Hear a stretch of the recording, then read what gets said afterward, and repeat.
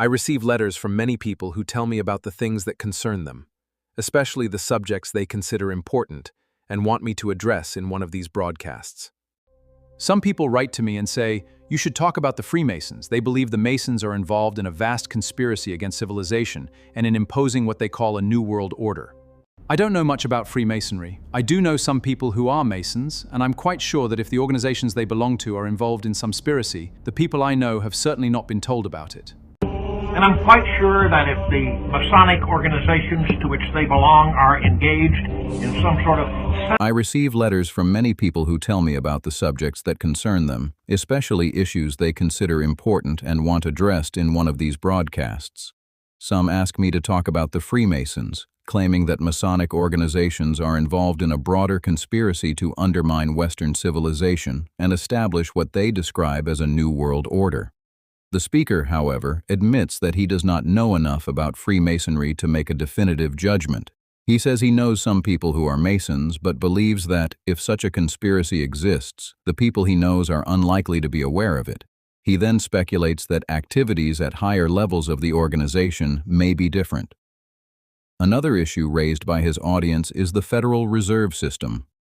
Critics described in the broadcast question its legal foundations and argue that the system benefits a small group of bankers at the expense of the wider population.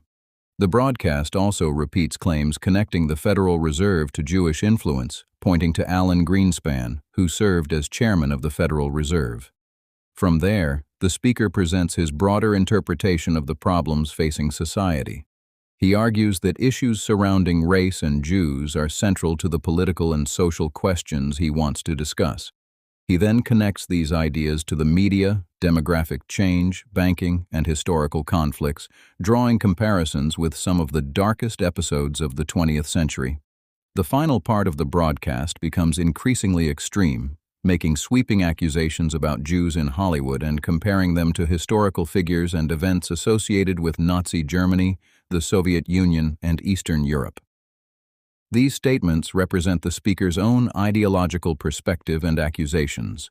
They should therefore be understood as claims made in the original broadcast, rather than as independently established historical facts.